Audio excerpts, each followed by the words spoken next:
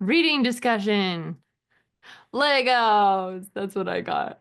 That's what I got from. Uh, Fun little case study. And I think observing the user experience was published in like 2016 or 2015 or something like that. So it's actually that Lego case study is a bit outdated. We have even more information on what has become of Lego. They've really uh, doubled down on some of those principles that came up. Some things that I really liked, some comments I really liked. So let's see. Malia, thank you for sharing some of your Lego experiences. One of my favorite things you shared was the Lego boxes over time pictures. Those were great. Let's see what else. The theme it seemed like from Lego that a lot of you picked up on was sometimes it's not about making things easy or quick rewards in certain contexts, like gaming or in this case, Lego kits, play. We often associate these things with like, oh yeah, we want to have like some quick rewarding experience, but Lego finding out that things kind of needed to be challenging and have a sense of mastery, and that's what set Lego apart from other like more quick reward type toys. Toys being very loose definition here. So I liked that you called that out. Hannah, we're gonna answer your question is like, why do so many companies insist on being waterfall? Like, how successful are waterfall projects in the world? So we will be talking about that quite a bit today. Let's see. I really liked Nick. You brought up other companies using user research and informing their product. Talked about Netflix a little bit. Netflix is a fascinating journey, um, going from DVDs in the mail to online streaming service of the decade, perhaps. So they're a really interesting business case study. And I liked Elizabeth Ortega, you mentioned the like localization of titles example in your Netflix. Yeah, that's kind of fascinating. I guess the last thing I'll call out is the the sense of in the chapters you read, it's really about like just do anything approach. Like run a usability test now. And this concept of like it doesn't have to be rocket science. Anyone can go and talk to a customer. And I wanted you to have that perspective because I think sometimes, especially with like through the lens that you're getting in this course and other courses at the graduate level, um, it's all about rigor. It's all about systematically testing hypotheses and designing really elegant experiments or really systematically attacking some question. And I'll say like, yes, and yes, all of that. And sometimes you just get out in the world and talk to 5 customers in a way that is very unstructured, and that's better than doing nothing sometimes. There are a lot of folks who rightly argue that bad UX research is worse than nothing because then you're really confident about the judgments you're making. And sometimes if those judgments are wrong, then you have like this confidence. So always, there's no be super rigorous all the time or be just enough research, get it done, super practical all the time. Everything is in the gray zone, and there are reasonable approaches to lots of different contexts with these things. Wow, that's the most Dani thing I've said today, but that is a repeat theme in UX. Any other like questions or call outs on the reading or the online discussion? How many of you have put together a Lego kit in like the past 5 years? Oh my gosh, cool. Yeah. I got the flower one like right when it came out. I was all about that. And the succulents one too. My sister is, I'm not going to say obsessed, but like has some pretty elaborate Lego kits. And if we were talking about like my sister's living space and the percentage of my sister's living space that is taken up by completed Lego kits is probably greater than 30%. So that's where we're at over here. We have a huge box of Legos that we keep next to our coffee table, and then when people come over, we dump Legos on the coffee table and everyone just sort of plays with Legos. And sometimes that lands really well, and sometimes like I forget that that's not something that like most adults do, and then a stranger comes to my house and I'm like, here are your Legos while we discuss the electrical work you're going to be doing for me. Yeah, it happened. Okay, so we'll come back to Legos. We'll come back to iterative product design, but I really want to talk about memory a little bit because we didn't get a chance to go through all of these slides previously. So to solidify a few memory principles when it comes to UX design, I want to talk about primacy, recency, and recall versus recognition. So the first thing I want you to be aware of is the serial positioning effect, or primacy and recency, or the peak end rule. And this is the general idea, principle, that the order in which you learn something affects how you remember it. So for example, I want you all to participate here. I'm going to read you a grocery list, and then I'm going to have you recall some items on the grocery list. You ready? Okay. Yogurt, bananas, olive oil, blackberries, maple syrup, pepper, salmon, tomatoes, radishes, spinach, butter, almonds. Okay, so that's not my grocery list or anything. It's just like a bunch of random items that I came up with. I'm going to sort of fill your cognitive space and mess up your phonological loop by talking about things like groceries. Ooh, my husband went to the grocery store for me this morning. That was nice of him. But now that we've had a little bit of a cool down period, let's try to remember any items on the list. So you can either get out a piece of paper, or you can like kind of do this in the chat, or, and you don't need to send it in the chat, but just try to remember as many items from the grocery list as you can. Take a moment. I'll give you 30 more seconds. Some folks have posted in the chat. Well, I did warn you it was a memory test, right? So some of you were like rehearsing. That's what I would have done. I'm kind of like conscientious that way. So here was the list. Take your list and please stamp next to the ones you got.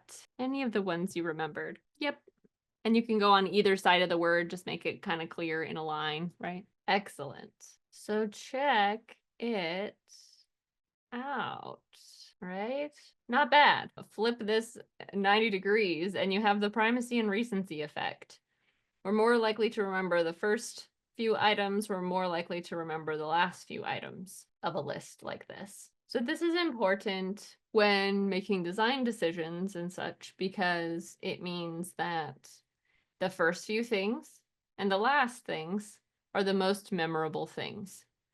So if you want something else to be memorable, you have to do something kind of extraordinary about it. Like if one of these was something really outlandish, like monkeys, I need to pick up monkeys from the grocery store, you would remember that one because it was unique, and maybe we'll name that effect later. But thinking about this in terms of design is really important. The way this comes up all the time in my life.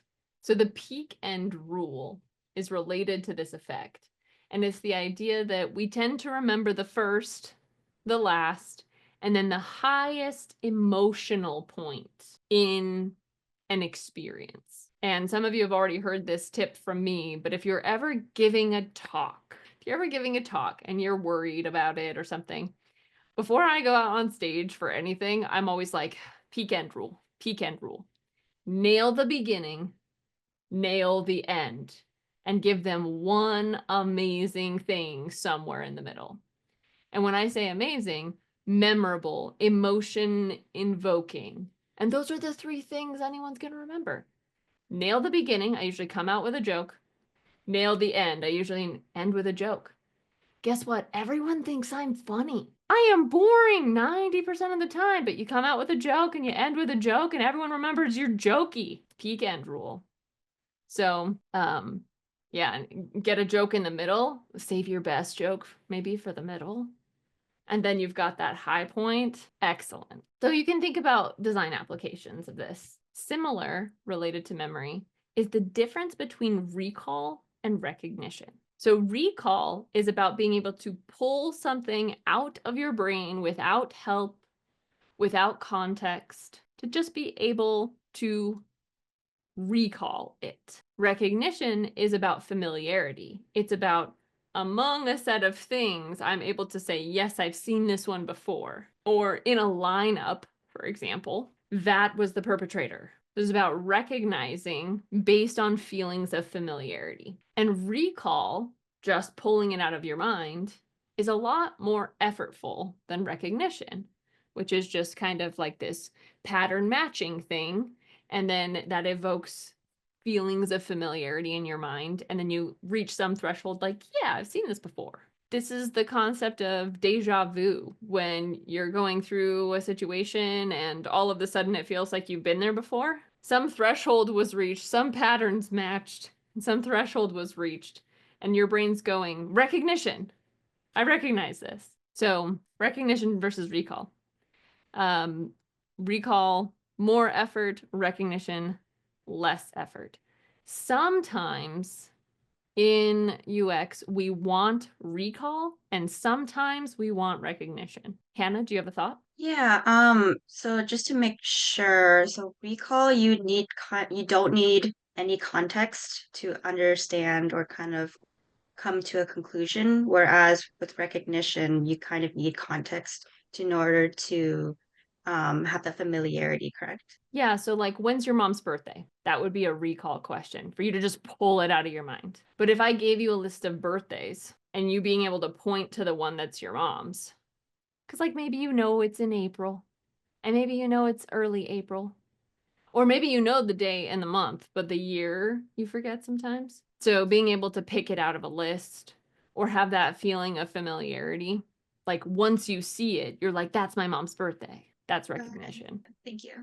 Yeah, great. So let's look at a few examples. Recall versus recognition. What is the logo for Nike? Yep, you're all drawing it in the air. Swoosh, right? This was recall. You were able to pull that image out of your mind. Most of you could draw me a pretty good Nike logo. So there's a good recall. What's the logo for Instagram? Think about it. Imagine it. Yep, yep. Okay.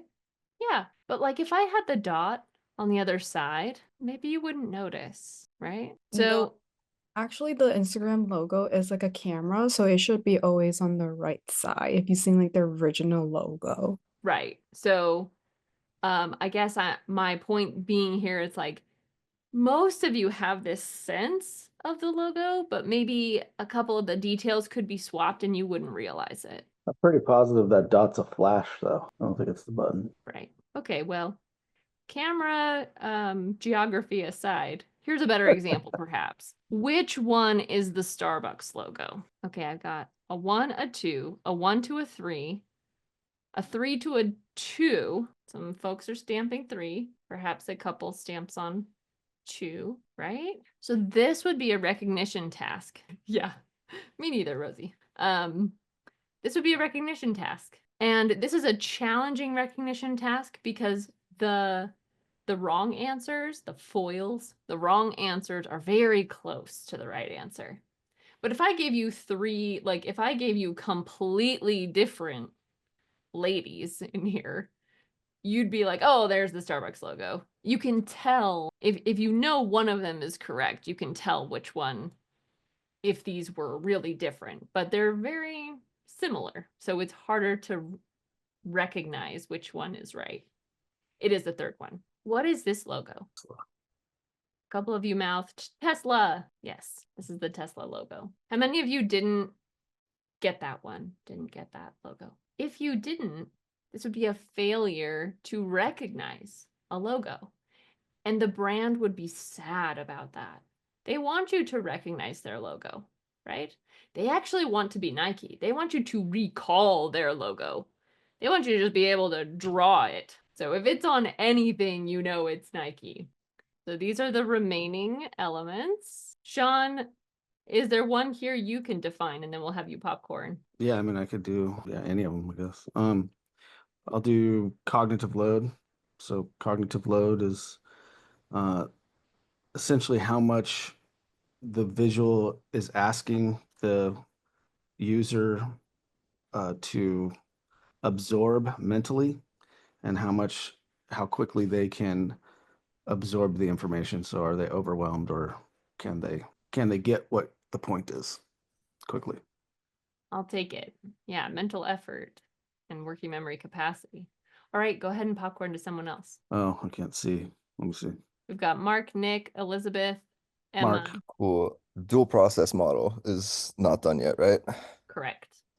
Dual process model is part of your brain thinks really fast and makes assumptions, quick like recognition, and smaller, much less used part of your brain thinks slow and thinks about things deeply and that sort of thing. System 1 and System 2. I'll take it. I'll popcorn to Nicholas. Does it have to be one on here, or can I mention another one? If you can think of one that's been mentioned in class, I'm open to it. Loss aversion. We already covered loss aversion. Did that? Okay. Let's see. Let's do common region. Okay. Common region. Basically, items that are in the same area are believed to have a relationship. Really close. Keep going. I guess the best way I can explain it is like through an example where you have objects that might be in a dark background, say they're like in one square. So they're associated to serve one purpose, but say you have another object in a separate square that's lighter and it has I don't know, other things, other buttons or something inside of it, and you associate those two areas with different functions. Yes. Yeah, so really about creating a region that suddenly makes these two things much more related than they previously were.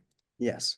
Great. Popcorn to someone else. Let's see, who do we have? Let's go Elizabeth. Okay, so I would go with fluency. So how consistent in a website it appears.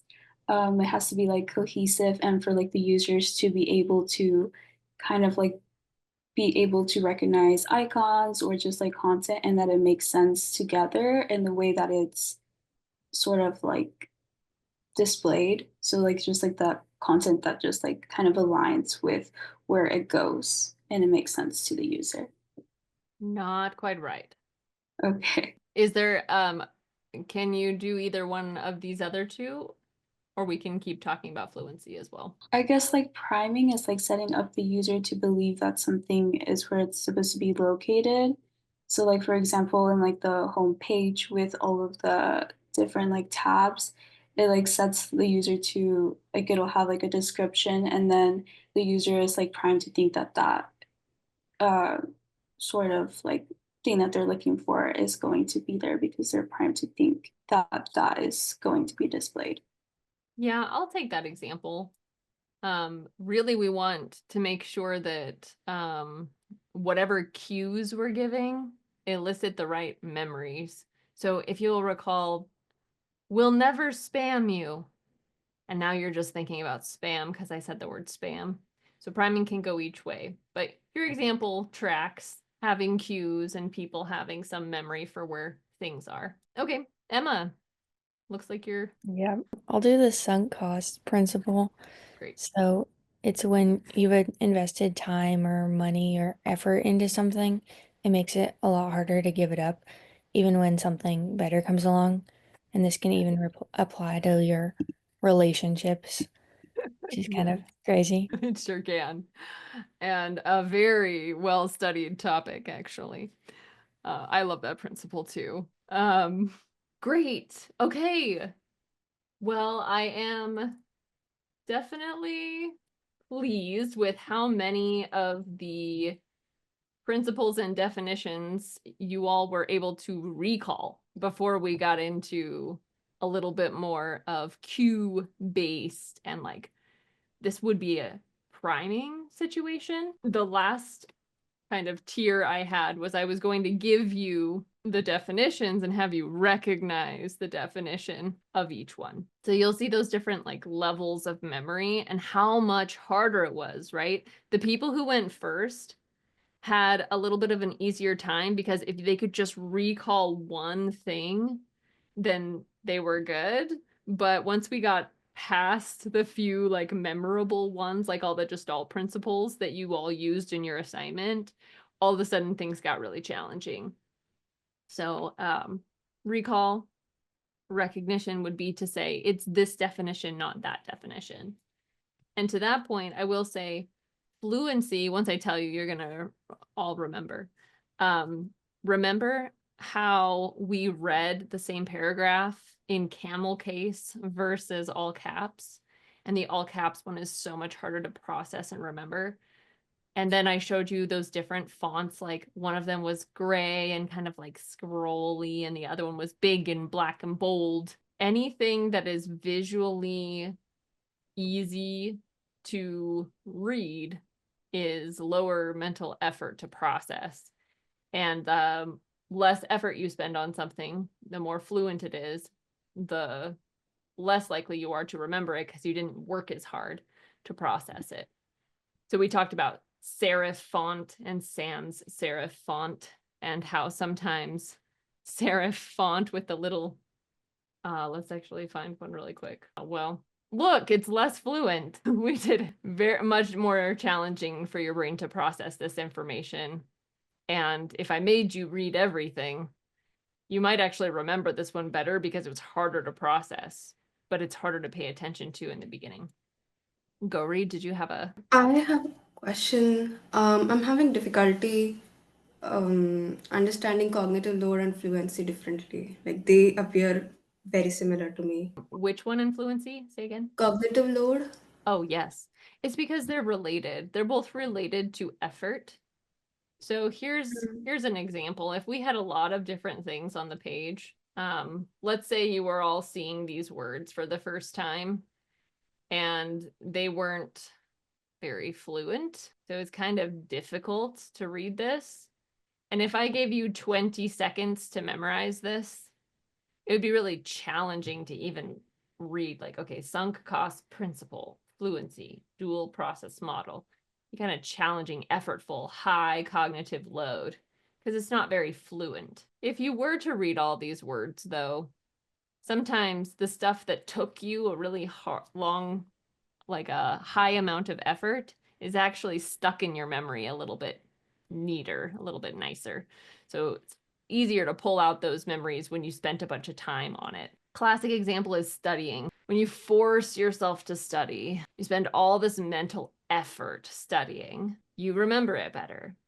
But if you just like do something that's easy mentally, like, oh, I'll just review my flashcards while watching the Great British Bake Off, then you notice that your studying wasn't as effortful and therefore not as high load at the time, but then your memory is a lot weaker when you try to take the test. Can we say that cognitive load is more of load and fluency is more of the efforts we put in? Yes, I think processing fluency Okay. is Yeah. a common term. So it's as the information's coming in, yeah, how much cognitive load does it take to process? Got it. Thank you. Yeah, no, thank you for bringing that up. Those are good, really good distinctions. Good work, team. Look at all the stuff you know now, theoretically, collectively. Let's not think about that. Okay, and we're back. So I will just review a few more slides before we take a little bit of a break. So we've talked about memory, we've talked about psychology, right? And I guess overall, one of the big takeaways here is that I've been telling you for the past 4 or 5 weeks that there are principles. And if you apply those principles, you'll have a better design. There's a right way to do this. And if you do it the right way, you'll have a better design. Yes. And sometimes that's not true. Sometimes those principles don't work in the context. Actually, Mark brought this up in our online discussion. Like, what if we create a nice, neat little experiment to test something, and something performs really well when we test it in a lab? And then when that product goes out into the wild, it does not perform the same way that it did in the lab. Context matters. Context matters. This is why we're all employed, actually, or, you know, soon to be employed. This is why we will all have jobs, because you can't just take the same design principles and apply them everywhere and have good design. It's the fun part of the work. It's the fun part of the job, is matching the context to the principles. And one of the ways we're going to step into this is you have all this theory now, and you're going to be leveraging that, and that will serve you well. But really, in every single project you ever work, you're going to have to probably collect some data. You can't just rely on those best practices, those cognitive principles. And good God, you can't just rely on your intuition. If there is one thing you leave this class with, it's that do not trust your intuition alone to make a confident, high-risk decision. So principles plus data that we collect ourselves, primary data that we collect about the context, will lead to de-risking our designs. And in this course, we are now at the transition where we've been talking about design. Well, green on blue, that's a colorblind nightmare. We were talking about design, and we were talking about the research principles, etc., some generalizable things that help you design better. And based on those things, we're going to improve our design. And now we're transitioning into the second half of the course, where we are going to start talking about research, conducting tests to inform our design. And on our little course plot here, we've talked about the different types of design, UX versus UI, right? The skeleton versus the visual design. We've talked about things like component libraries and best practices. We've talked about a bunch of psychology principles in design. You've read several chapters out of the Duck book. You learned what information architecture is all about, all the content and the structure of the content and how humans process that content and how we want to be really thoughtful about this stuff, as well as the visual design and interaction patterns we have. So we've covered all of this, and now we're right on this middle line where we're talking about design and walking into testing. So starting next time, we're going to be talking about conducting tests. And we're going to start with card sorting because it relates to information architecture. And then the rest of the course is going to be all about quantitative and a little bit of qualitative usability testing. So we are on a journey. We are sort of making a transition in that journey. Okay, that's a great place to take a break. So I have, what is it, 9:58 on my clock. So let's come back in 15 minutes. So that would be, yeah, 10:12. See you then. Welcome back. Anyone have any fun plans this weekend? I guess for me, my family and I were planning on getting another puppy. Oh, sorry, I don't know what that noise was. Wow, what kind? I have no idea yet. I think they want ideally like a Chihuahua Terrier mix. Oh, just a little thing. Small ones. Yes. Elizabeth, do you have a thing? Yeah, well, I'm not getting a puppy, which I'm sad about, but Pomona is giving, so we signed up for this trip where Pomona is giving us $40 to go around LA exploring like food places on Saturday. So I'm super excited about that. We're just gonna go and eat a bunch of different food. Yeah. Amazing. Yeah. Yeah, full support of that. It's cool. Maybe Ian can recommend the restaurant he liked that last weekend. I know, is that open to me? Is that a perk I get? It's a pretty good one. Oh, great. Okay, well, coming back to where we were, I'm talking a little bit about the transition from design, fundamental principles founded in psychology, to testing. We need to understand everything in context to know whether those principles will generalize to whatever product or experience we're creating. And I guess if you haven't picked this up yet, when it comes to UX, there are no good designs, there are no bad designs. Everything is just a product of whatever context it's in. And also that context can change. The case study on Lego is a great example. Many other products are a great example where whatever product came into the world at one time was a great fit at that time, and then the world moves on and the product doesn't adjust, right? And this journey of making sure that the product can keep up with the needs of the users is why we have iteration in our product development cycles. So we have this iterative philosophy, doing incremental changes, small changes, and reworking a lot to achieve ultimately good fit and high impact. And I guess a few principles float around the idea of iteration in product development and product design. One is that it's important to generate as many options as you can. So generate, wow, good job. Generate many options to get feedback, which you read about in observing the user experience. This allows us to test, learn, generate more options, test, learn, generate more options, and on it goes. And some kind of corporate jargony phrases you'll hear a lot that have some merit are things like fail fast, test and learn, fail fast, right? If you're going to fail, fail quickly and fail small. Make incremental changes, do a lot of them, and course correct. So small bets, you'll hear that one a lot. Make small bets.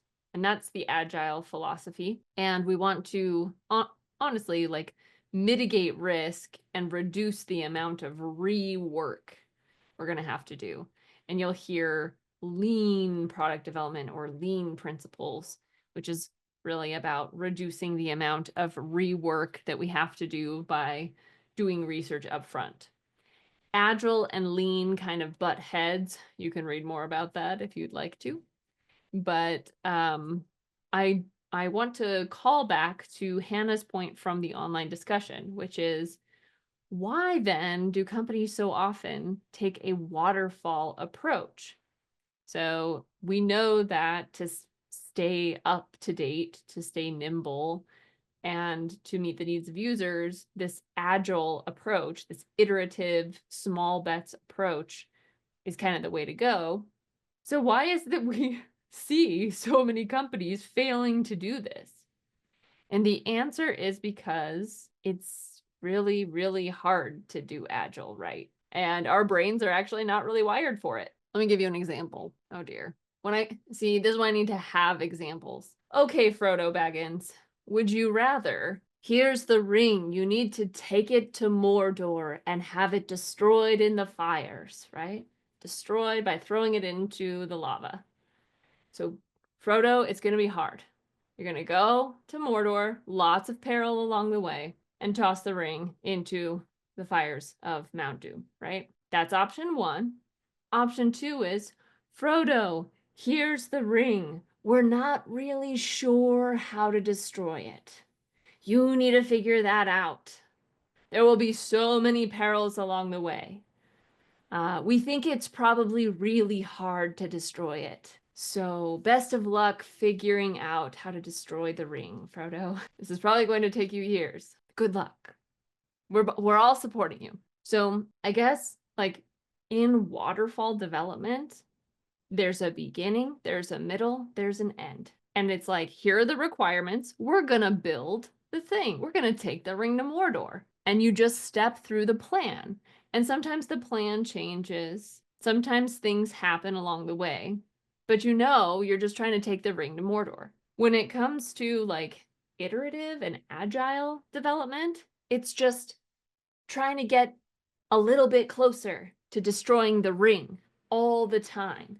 Every 2 weeks, try to define what the very next step would be closer to destroying the ring. And our brains don't work that way. We love beginning, middle, end. We love story arc like that. And we love feeling done with stuff. It's human nature. It's human nature to want to feel done. And waterfall kind of lends itself to being really nice feeling because there's a beginning, middle, end. There's a clear done point. You deliver on this day and then it's done. There are also a lot of contexts where it just simply doesn't make sense to be agile, where all you can do is waterfall. Example, you are a company that builds technology. You build kiosks. And the LA, I can't remember the train over there, but like the LA transit system decides we're going to contract you to build all of our kiosks. Okay. So you have to figure out what a good kiosk is going to look like, get the set of requirements, build the interface, and ship it. And then you're done. You don't get to iterate. You don't get to get customer feedback on the kiosk. It's out there. And if it's not connected to the internet, you can't update the thing without going physically to the kiosk and plugging in some disk to it. Now, a lot of the times these days, things are connected to, have like capability to be connected to the internet so we can push updates to kiosks.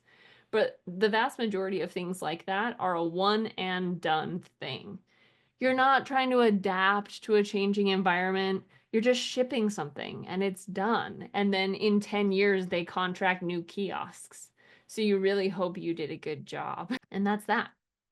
So this is like the reality of waterfall versus agile is like waterfall isn't necessarily bad. It just means you are cascading is a longer arc. It's like a 6-month, 12-month, 18-month timeline. You're shooting for a specific goal and you don't intend for anything to change about the need to meet that goal. In tech, most of the time, our goals are really dynamic.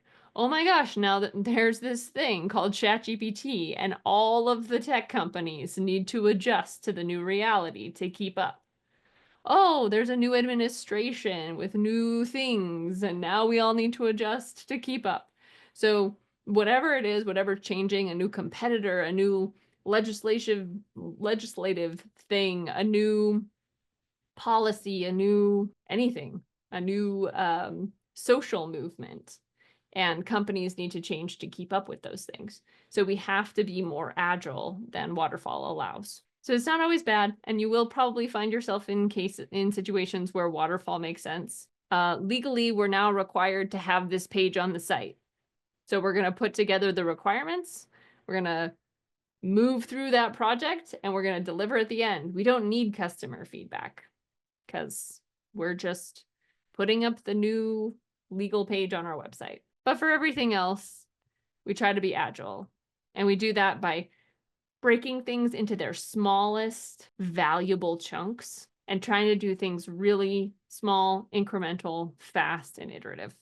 Gauri, do you have a thought? I don't know why, but for some reason, like my mind goes off in the direction that waterfall is within.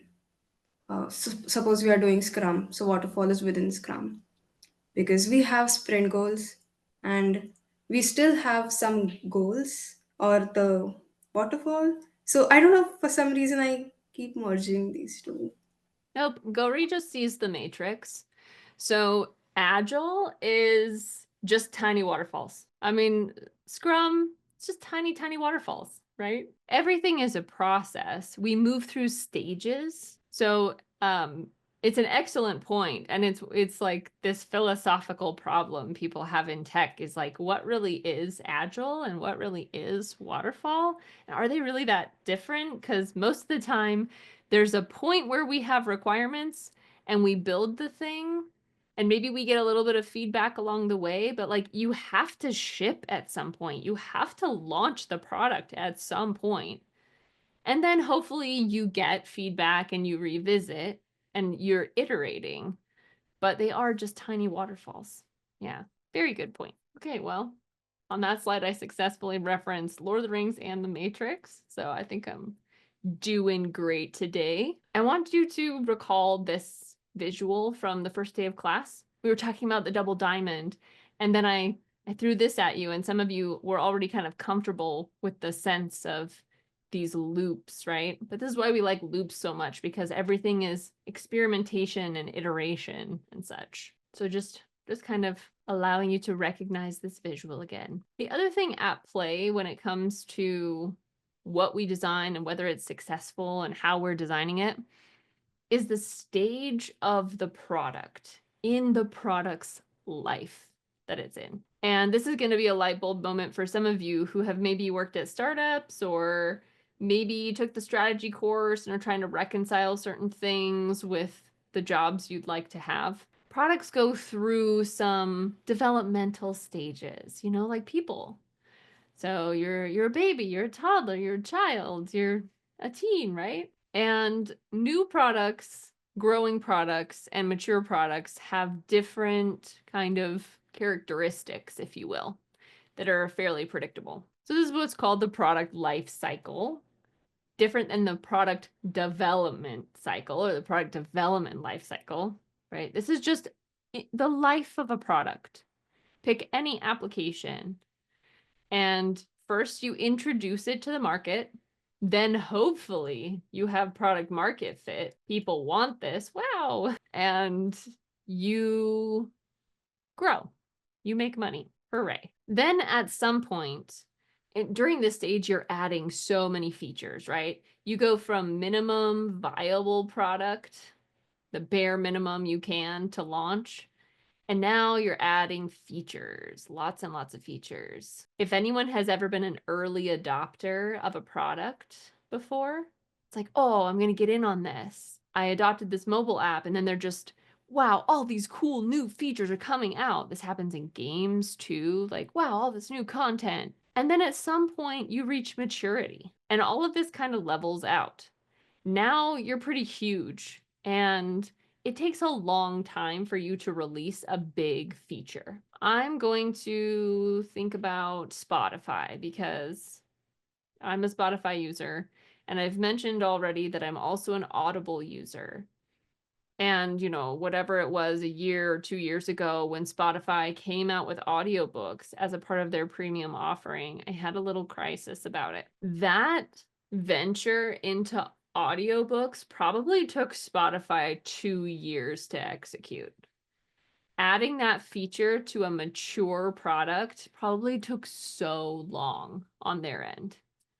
So, I mean, think of Amazon and all of these different like big beefy platforms. It takes a lot of effort to get a big feature out.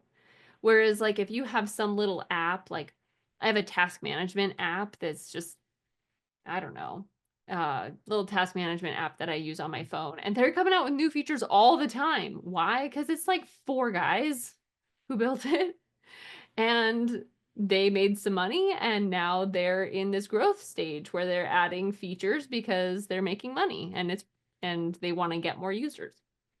But at some point you hit this growth plateau, and products want to coast here for as long as they can, and sometimes they can do that for decades, and sometimes it's a very quick decline, and the decline leads to either a huge new innovation in the product that makes it relevant again, or you sunset that product or retire that product.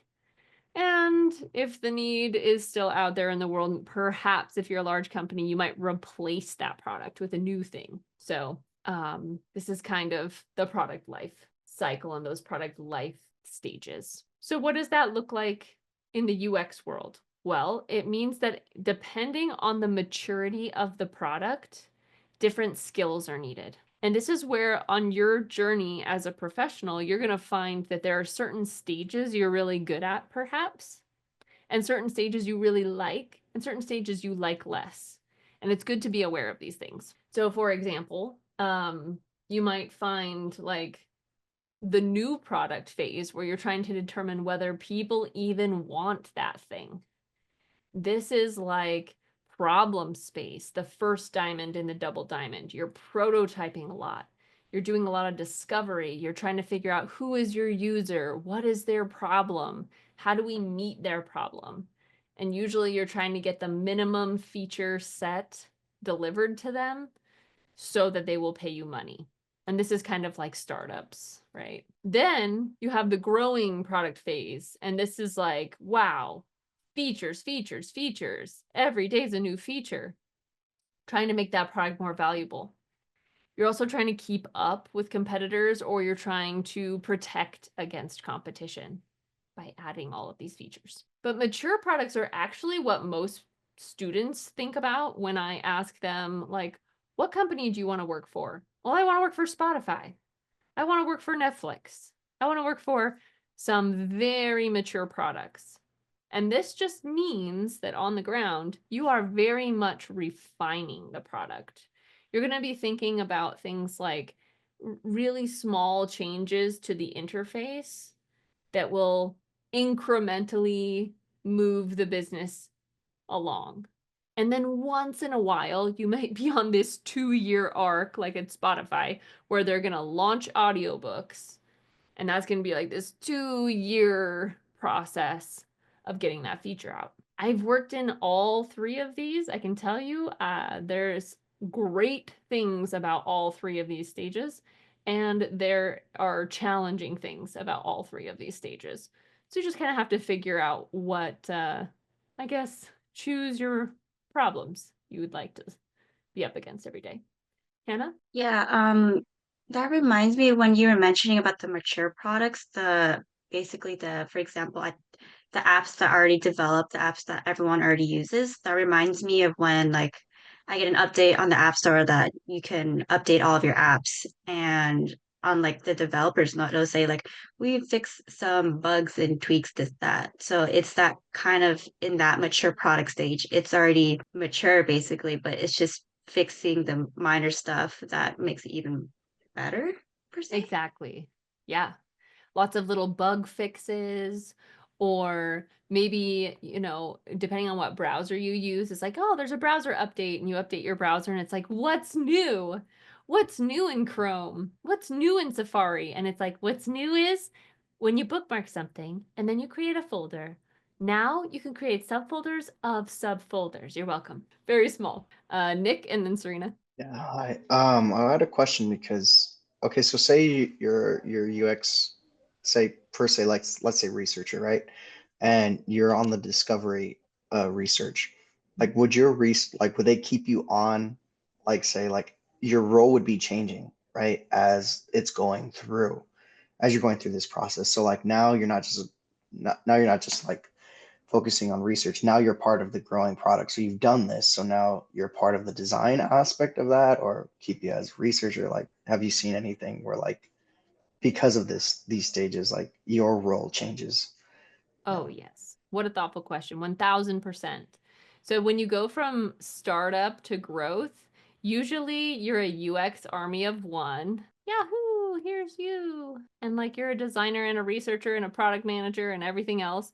And then as the business grows up, you start to have to specialize. So now you're just a designer or just a researcher or just a product manager. And like that transition can be hard on people who like to wear many hats. That transition can be hard, or it can be such a relief. Now I get to just focus on one thing. And as you scale up and up and up, you're going to move from more like strategy, like what features will compete with our competitors, into more tactical, like how do we maximize satisfaction for the user within each of the features. So yeah, it's quite a journey. Cool. Thank you. Serena, do you have a thought? Yeah, I wonder how this product lifecycle also works in tangent with the competitive market that's out there. Because one, you could have a new product and you can be in the growing product phase, but then you also have another competing product going through the same changes and features as well. I remember like Snapchat released the stories feature, like that was a new and up and coming product back in like 2012, 13, I can't remember the years anymore, they all blend together.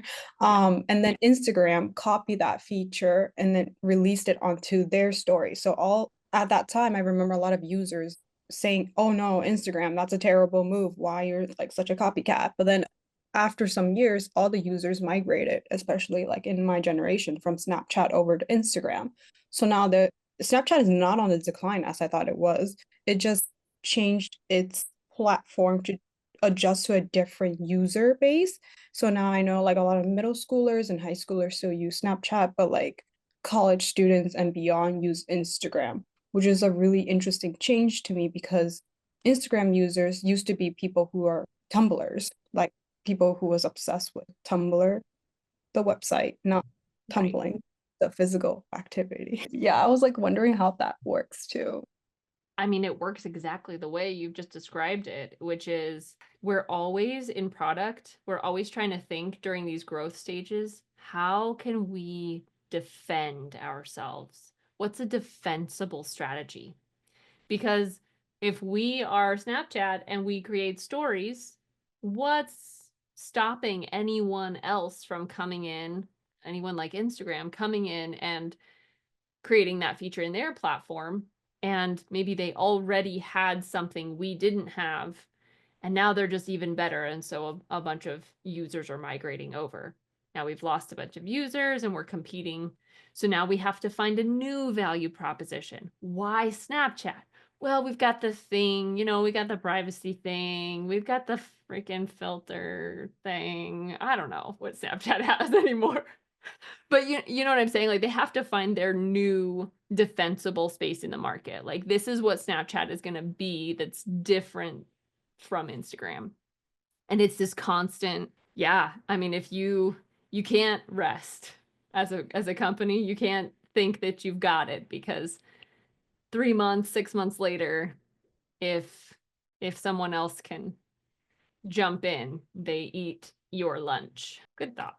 Okay, so be thinking about like as you hear case studies, as you do projects in my lab, projects for class, think about these different stages of businesses. Try on each one if you can, or at least collect a lot of information about each one and try to figure out where you might thrive. And it could be all of them, like I said. You don't have to decide you specialize in one. I certainly didn't. But at any given stage of my life, I might gravitate toward one or the other, depending on what kind of like turmoil I'm in for. And this is just a graphic I found that's like, hey, this is where like what product managers need to be at the different stages of maturity. You're either the subject expert or the growth hacker or the retention strategist or the solution seeker. So it's just kind of like a funny little spin. Okay, so different skills for different stages. Some people are going to rock at startups. Some people are going to rock at mature companies, mature products. Sometimes all of the above. There's opportunities to test at every stage. It just looks a little different. And the research questions that you're tackling are different at each stage of product maturity. And therefore, success depends on the context. What got you here won't get you there. That's a phrase that's really common. What works to get a startup off the ground does not necessarily work to get them in that growth stage to maturity. So you have to strategize, you have to redefine success sometimes at every stage of the process. And that means from a UX perspective, we are making different judgments depending on the stage that the product is in. And that's why this like ideate, test, learn mindset really serves you well. Because if you can keep this mindset, you're never going to hold too tightly to whatever came before.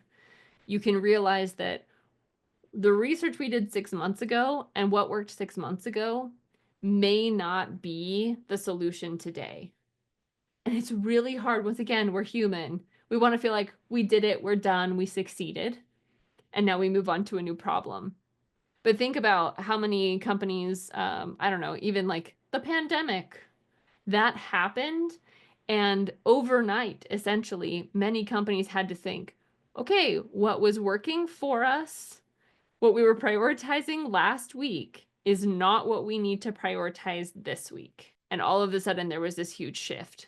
So you have to be able to drop your ego, drop your history, drop whatever it was, and ideate, test, and learn. So creating a lot of options and being able to generate a lot of ideas is a very valuable skill set along the way. And we're gonna do a couple of little ideation activities.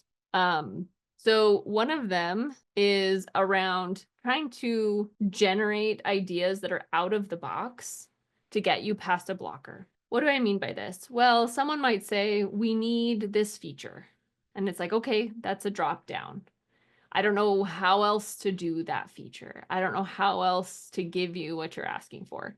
So you might have an ideation workshop or some kind of session where you're getting a bunch of people together to generate ideas and think outside the box to get you past your blockers. One of these activities is called Crazy Eights. At least this is what I've heard it called in the past, but I've actually, someone was like 10 by 10 or 5 by 5s.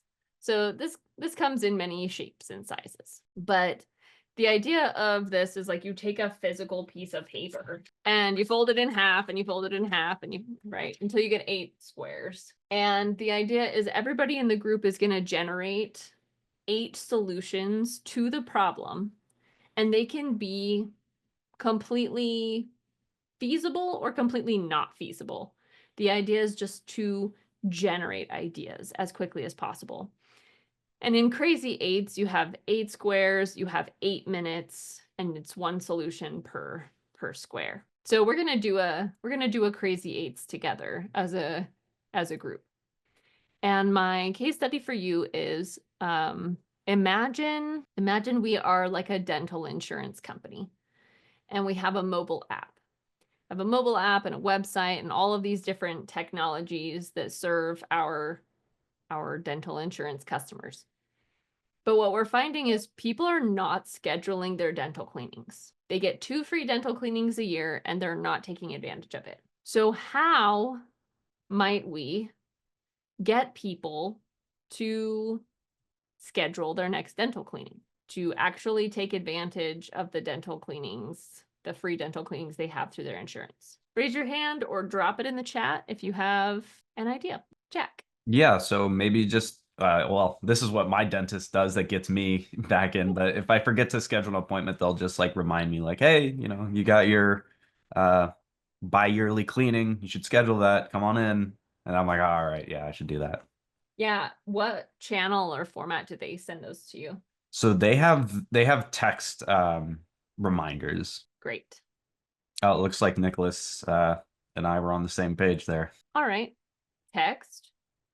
I'm gonna put like email, right? That's probably a thing too. What else? I always like what my dentist used to do, like my children dentist. Well, when I was a kid, they used to send postcards with a schedule your dental cleaning now, but it's useful because it's a magnet that you can put onto the fridge, because then you can call them and make your appointment that way. But it's also like a reminder for anyone like going to their fridge, they see the magnet and they're like, I should schedule the appointment. Love it. Okay, so fridge magnets, but you said postcard, so I wrote that down too. I think that's great. Emma's got a widget. This is so Duolingo of you. That is such a compliment. A widget with a tooth icon that gets more yellow every day. Yes. Elizabeth says like email newsletters, discounts, loyalty programs. So I'm gonna say newsletters to like keep top of mind, but like loyalty. Yeah, has anyone ever gotten like some kind of perk for getting a dental cleaning or scheduling? Like my health insurance company does this, where if I connect my fitness tracker to my health insurance app and I get like 30 minutes of activity a day, it'll give me like $1. And at the end, you can cash out for like up to $2,000 or something like that. Phone call. I'm gonna put this up here. Phone calls.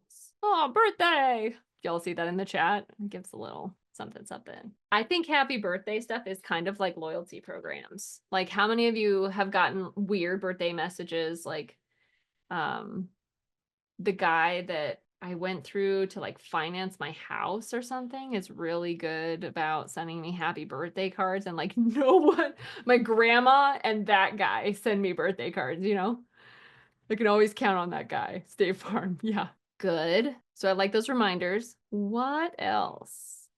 I don't know if this is an option, but if it's an app, it's an app, right? Schedule the next dental cleaning app. What if you have the availability of the next open appointments for the doctors for people to, Mhm.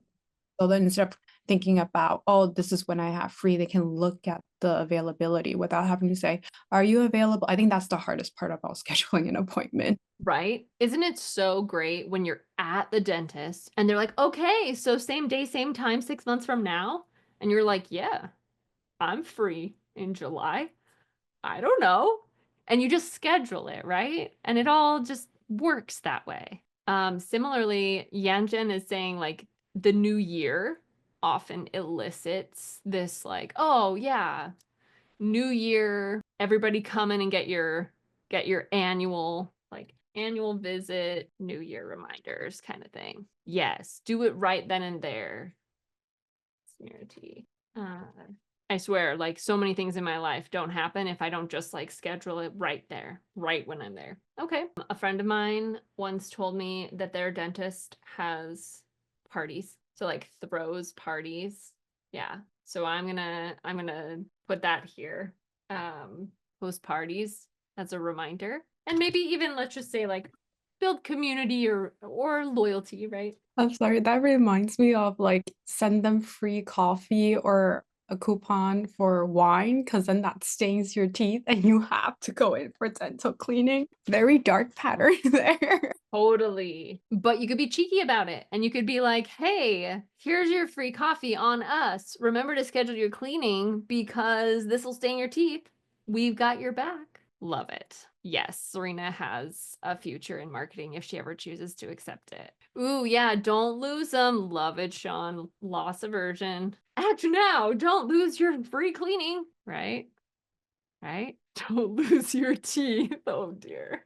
Oh boy. Yes. So we did not capture the heart of the anti-establishment folks like Franklin. That's okay.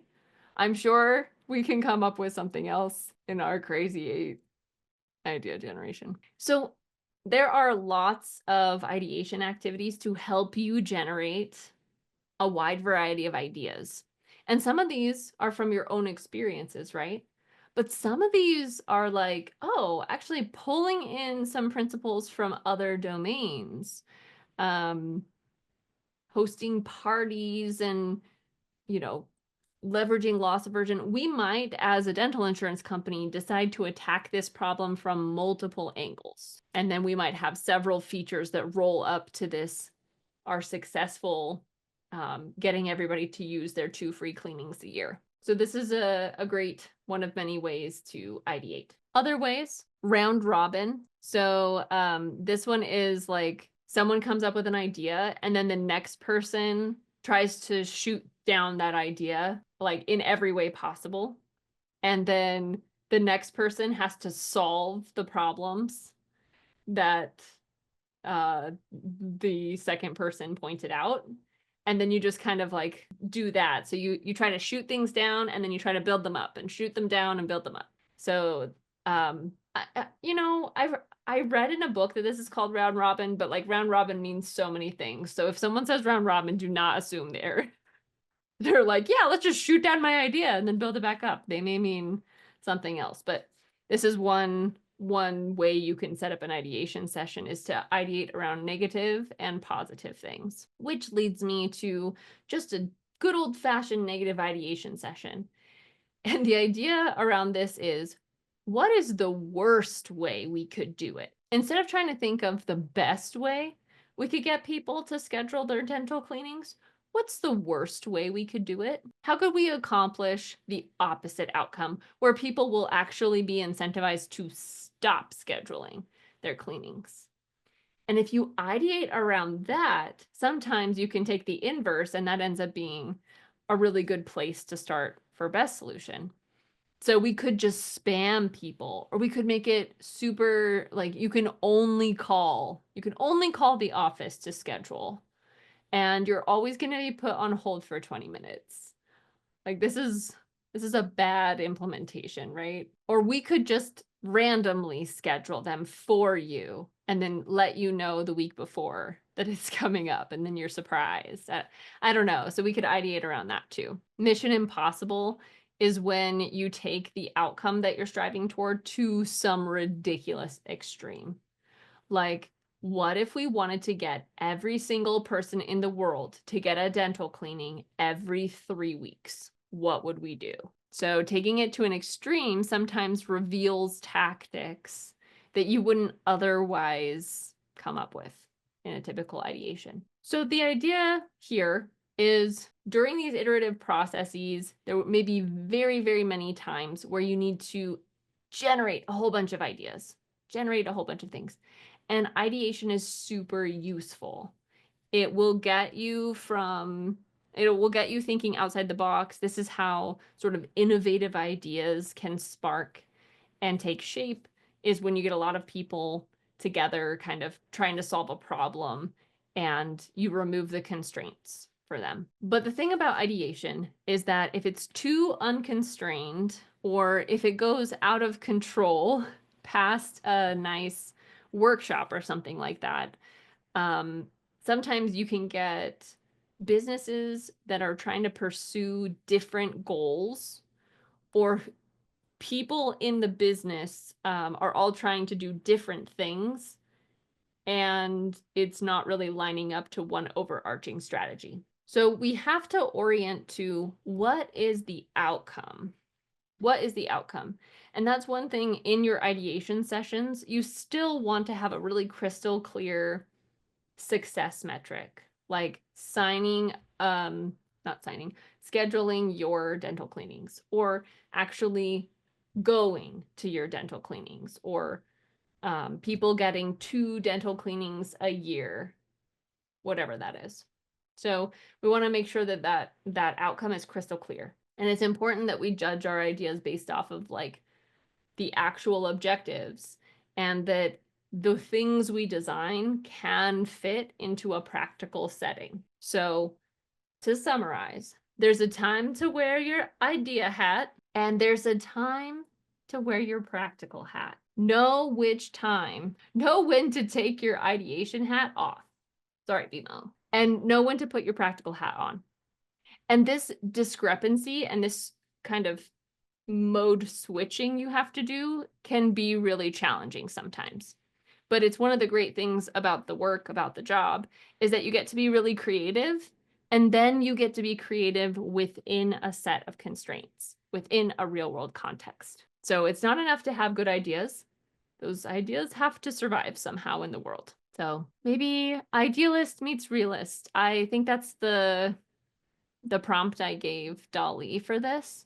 And what was weird is I gave it this prompt a few times, and every single time, it had a pumpkin in the picture. I don't know what it's pulling from, but apparently idealist and realist equals pumpkin. Well, I'm glad we talked about that important point. Okay, so we've talked about like ideating, we've talked about practical things. Creativity is rewarding. We want you to be creative. We also want you to know when to switch from unconstrained creativity into practical, constrained execution. So how do we do that? How do we design with outcomes in mind? When you're working as a designer, or as a researcher sometimes, but when you're working as a designer, for every project, whether they call it this or not, there is going to be something called acceptance criteria. This means that when someone asks you like, okay, we're going to need a page that does these things. It needs to have an image of a product. It needs to display the product price. It needs to have a place where you can enter the quantity, and then you need to be able to add it to your cart. All of those items are acceptance criteria. Your job is not done until the criteria are met. And this acceptance criteria is based on whatever business goals, whatever business objectives are happening. So it could be like design a page, it needs to do these things. It could be we want to increase the number of scheduled dental cleanings. Go discover ways to do that, researcher. Okay. Business outcome, very clear. Now I'm going to discover ways to increase scheduled dental cleanings. So it's really important as you're moving through, as you're at work, to make sure that you are orienting to outcomes and the way someone is going to measure your success. So acceptance criteria is what has to be included for it to be done, and it defines the scope of the work. Always, always, this is like my personal advice to you today. Always know what successful means. What does your boss think success means? What does their boss think success means? You know everybody's definition of success, it's a lot easier to be successful. So make sure this is crystal clear. Given we work often in organizations that are designed to make money, it means that you will always have constraints. You will always have things you have to trade. You'll never be in a situation where it's just your unbridled creativity at work.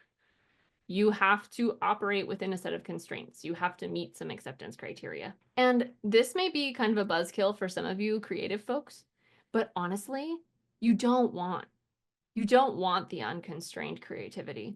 It's not rewarding. It is so rewarding to me to go into a situation and say, okay, what are we trying to accomplish?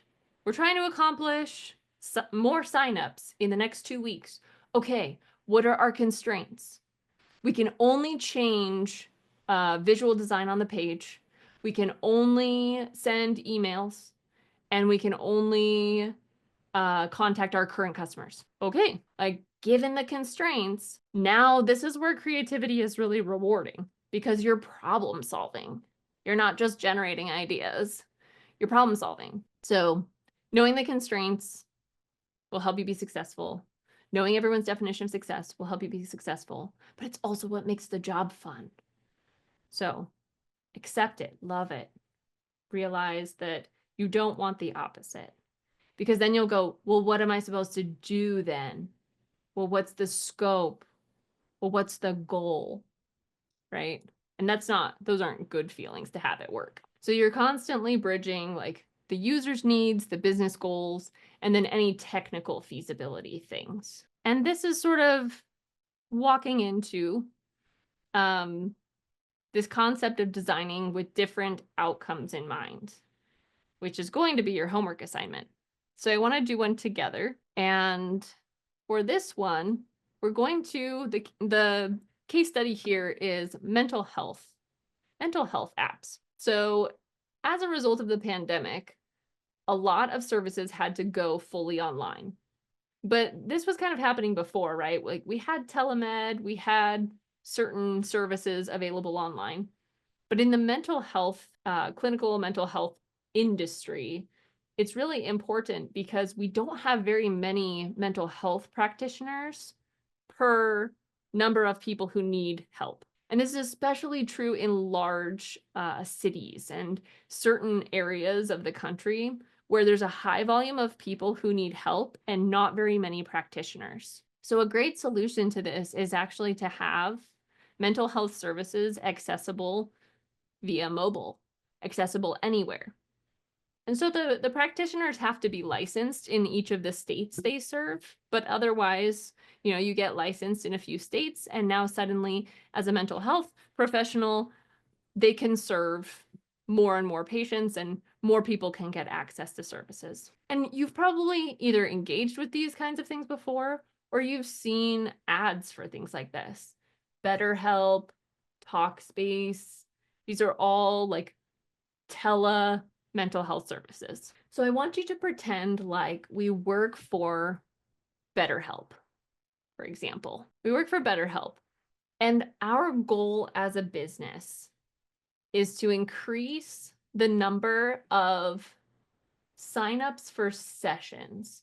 The word signup isn't great here. What I really want you to focus on is the number of sessions. So let's say as a business, the metric we want to move, the outcome we want to pursue for the next 6 months is just to see the number of sessions go up. Number of sessions go up. Sessions go up. What are some ways you can think of for us to do that?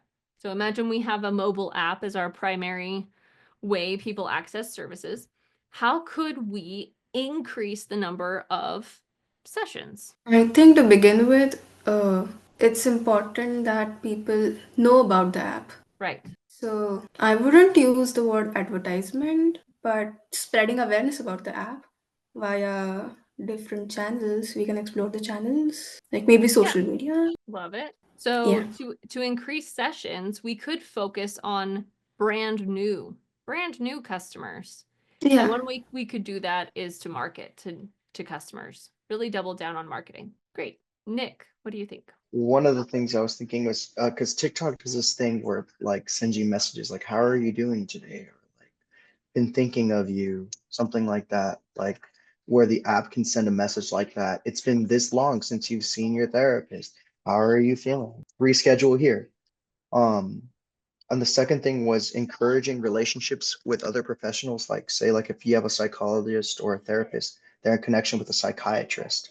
So they have more than one person that they're working with.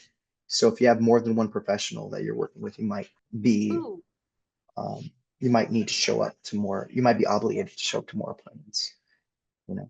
yep. So different types of services and push notifications. Where were you? Where have you been? We miss you, right? My favorite, getting an email from an e-commerce company. We missed you. Mark, what do you think? Mine was kind of similar, like with the dentist example earlier, where like I think someone said like right when you leave, they're like, "Do you want to schedule your next one?" And like maybe like building in, the last 5 minutes of each session, have that be like administrative, basically, just being like, you know, how's it going? Do you want to like have this on a weekly session? Like what is your lifestyle like? Like what works for you? Like having like baked into the sessions like a conversation about, do you want more? Do you want less? How often? What kind? I don't know. Yes. Schedule before you leave. I also like what you're saying about cadences. So like commit to weekly, right? Commit to every 2 weeks.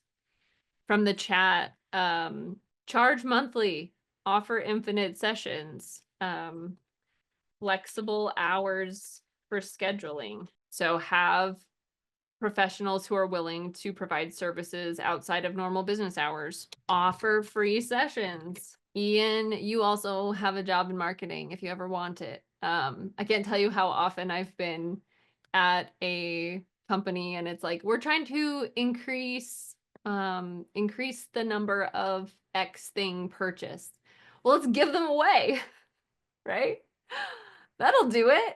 Or we're trying to increase the number of people who have this service. Okay, we'll give everybody a free week of the service. Gauri? Yeah, I was thinking maybe uh, if they schedule the next session after the like in the last 5 minutes, like we were talking about, they get some discount.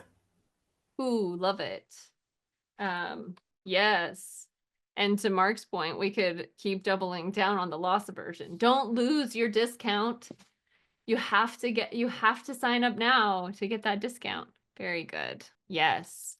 I like what Sean's saying too. Ask the practitioners. Also, I think we can also do a combo packet where it's like package, where it's like if you schedule this session with us, you also get reservation to probably local museums or restaurants or just like at discounted prices. So people, this is kind of like combating mental health and Ah, like taking to new places at the same time, but at a lower fraction of the price. right. So this would be like partnerships. So we are partnering with this meditation app. If you sign up for 3 sessions with us, you get a free meditation app, and all of this rolls up to your mental health. And then let's see. Ask him to sign up after the first free session. Yes. So let's just make sure that after that first session is like this clear sign up to continue using the service. So right when they've experienced the value, we want to capitalize on that moment. Nick? You could contact customers via phone call, those that have left, like And based off the information that they gave you, you can say, we have a new professional that that's working with us to address the needs that we weren't able to address later on. I mean, before. So now we do, like, say, like we have an ADHD specialist. We thought you'd be interested in this, if you haven't already provided something like that. Yes. Something to bring them back, right?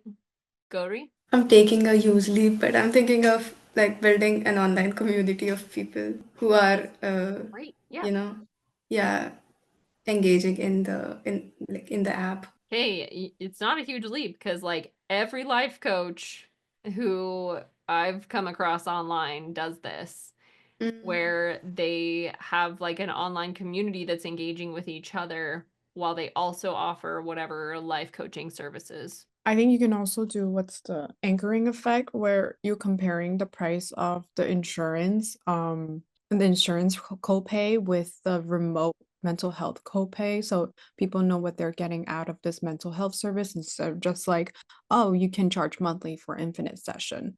It's like if you see how much you're saving with us compared to your insurance, or you can also have an insurance policy where it's like we're gonna negotiate your insurance prices for you. And I think a lot of people would like that as well. I agree.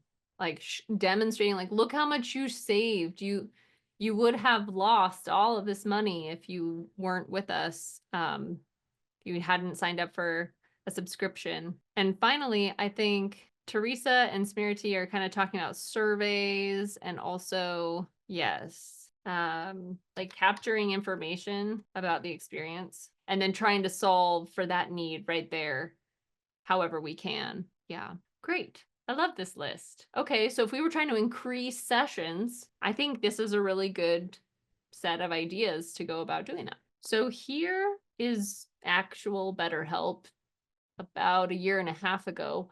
They had these screens on their website. So this was like sign up for BetterHelp. And then this was like a carousel on their website. So get professional and affordable counseling online. Message your counselor day or night. This like frequent contact thing. Schedule live sessions with your counselor, trying to make it really easy, show them how easy it is and how many options they have to select from. Easily access your settings from your mobile device. And there's things like get a free week, which you all came up with. Maybe some things that will help you have a better session, like test your video before you get on the session. Ask a counselor. I wonder what groupinars are, right? This kind of feels like a community or some kind of other service we're providing. So that is if we wanted to increase sessions. Similar thing, what if all we wanted to do was increase satisfaction scores? So what if we don't care how many sessions they have? All we want to do is increase satisfaction. How would this be different? Or what strategies might you try out? What would theoretically cause someone to be really satisfied or really dissatisfied with their experience?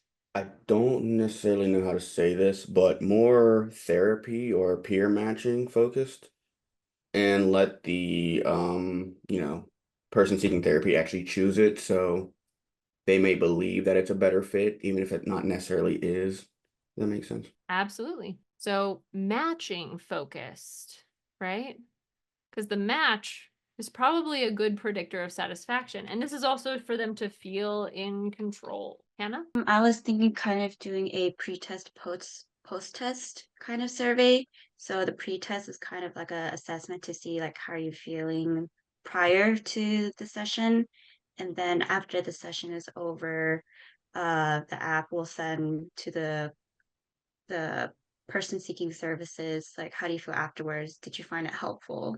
And based on the pre-test, post-test, you can compare the answers to see the effectiveness of the session in all sessions. Yes. So this is an interesting metacognitive tactic that a lot of places use.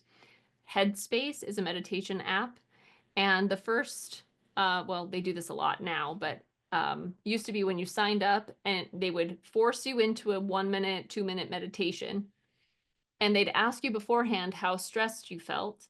And then right after the meditation, they'd ask you how stressed you felt.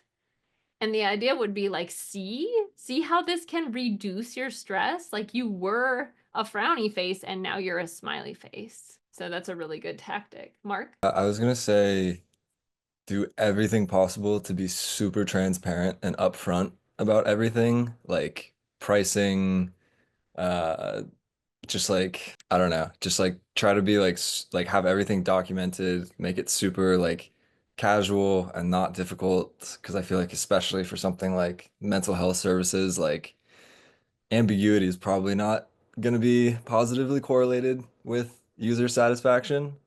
So try to do the opposite. Yes, this is huge. Build confidence through transparency. It's easy to use. It's also easy to stop.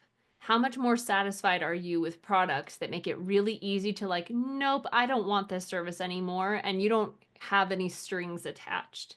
It gives me a lot of confidence.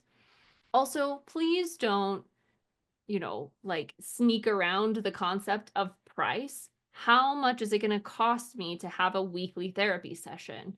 It depends on your insurance. Will help me know what ballpark range we're talking about.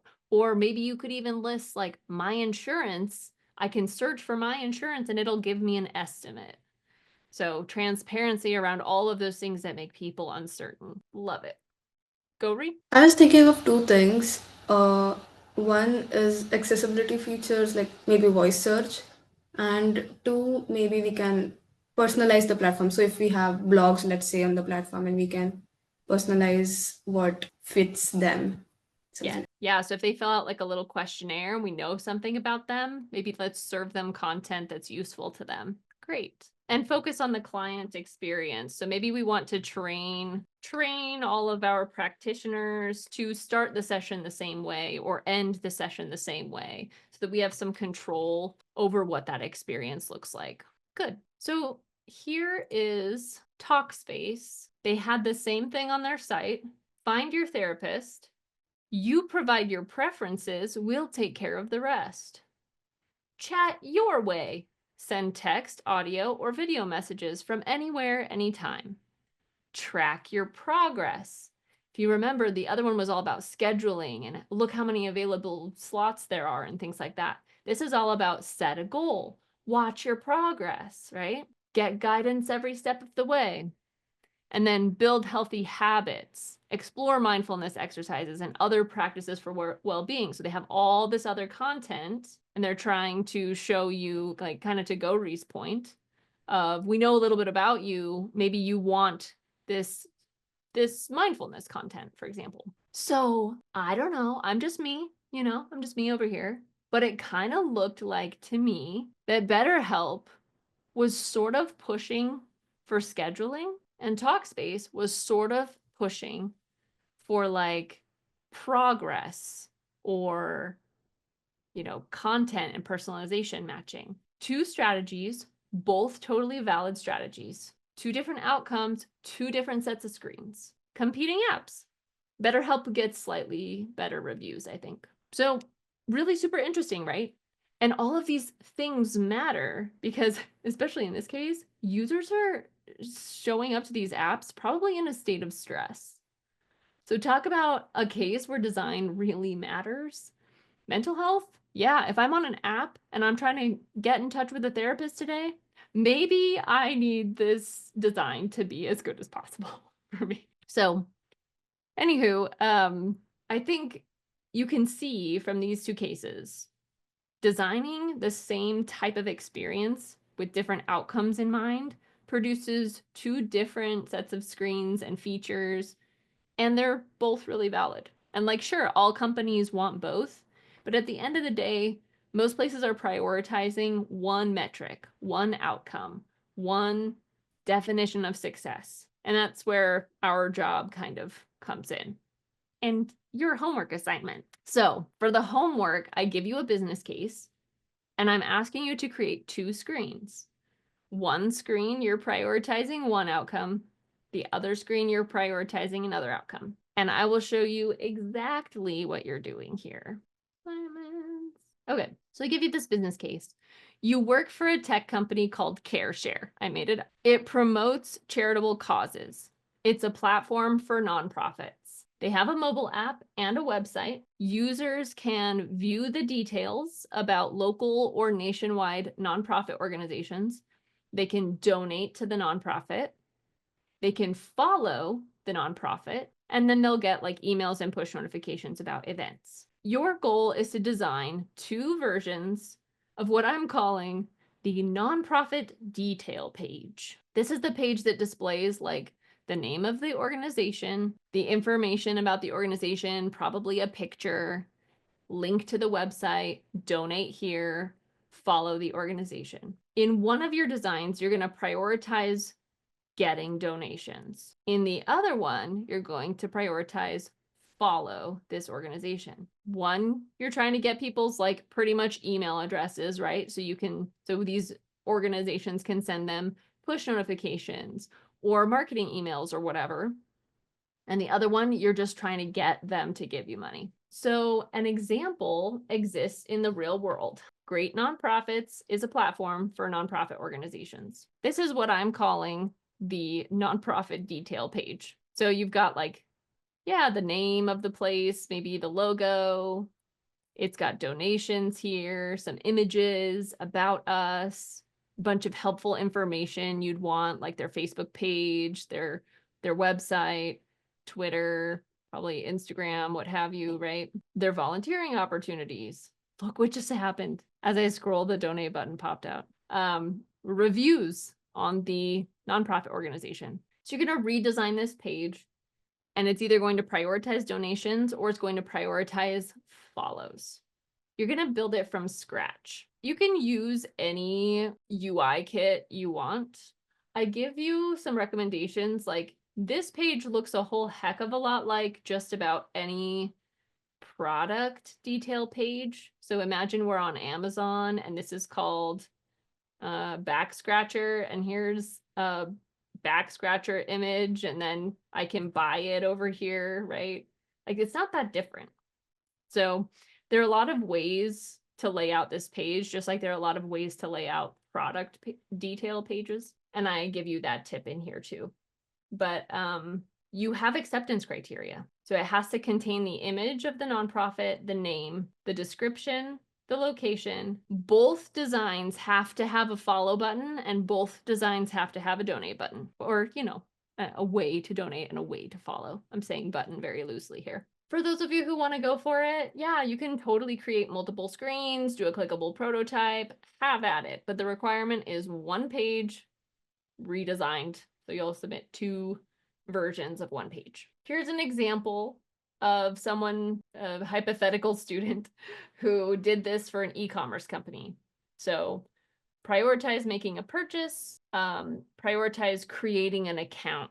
And so I give you the Figma URL. This is a poorly formatted version, but it's like, okay, here's how they prioritize creating an account, and here's how they prioritize making a purchase. And they have a rationale for all their choices.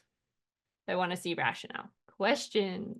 So they just Sorry, I kind of do have a question, I think. Are we redesigning that real world example, or are we just creating our own one from, like you said, from scratch? Like we shouldn't use that as the prototype kind of, right? I mean, some of you are more comfortable in Figma and some of you are less comfortable in Figma. What I don't want is for you to anchor yourselves to this page, because this page is doing some things well and it's doing some things not so well. There are a lot of these though. So look up nonprofit platforms and maybe look at a few of these. I don't care if you use an existing page as a way to like start designing this thing, because I don't want you to spend hours and hours in Figma trying to make like 50 components or whatever. I don't want you to do that. So I would try to find a UI kit that can get you halfway there, or start with a page and like kind of work through the different pieces of the page. Okay. And then we can like add our own designs and stuff. Yep, colors, style, everything's up to you. I just want something that looks polished. It doesn't even really have to be that high fidelity. It can be kind of wireframey, but I do need it to be professional. So Might as well use like a UI kit, but it might be a really simple one. Great question. And then they just released, Gori, I thought of you because we were talking about this. They just released a new way to input a rubric on here from the teacher's experience side of this platform, Canvas. And it's very buggy. So I could not get it to display the right number of points over here off to the side. So I told you in the description, like what each section is worth. Yeah, my spouse and I were like, I was on my laptop and on the couch and he was like, I was like, look at this garbage, buggy mess. You know, we were talking about how, but they released this feature the other day, which is why for some of you, the rubric disappeared for a few hours. So you're not going crazy. It totally disappeared. I have a Okay. question. Yeah, other questions. Yeah, I'm still a little bit confused about the screens. Are we just creating 2 screens or are we creating a experience of screens? A minimum of 2 screens. Okay, on the 2 different options that we have to do, right? Yes, so that's a great point. Like in this example, they created multiple screens, but it could have just been like this screen and this screen. And Got they it, still with would have gotten full points if they wanted to just demonstrate the changes. In this case, though, you'll see like they're doing a pop-up and they're doing some things. So in that case, like show me what you're doing, really explain what you're conveying here. Gauri? I'm thinking if it can be mobile or like Yes. Oh, good point. Yes, I have it in here. You can do either one. Let's see. Requirements. Na, na, na, na. They have a mobile app and a website. La la la. Well, I thought somewhere in here I said, but yes, you can do this on a like mobile, in which case start with frames that are the size of mobile, or you can do it as a desktop experience. Other questions? Great. You're free to go. I'm going to hang around for a bit if anyone has any final questions, but have a great weekend. I hope you get to do something fun or restful or anything that floats your boat. Thank you. Yeah, thanks for participating today. Thank you. I actually had a question.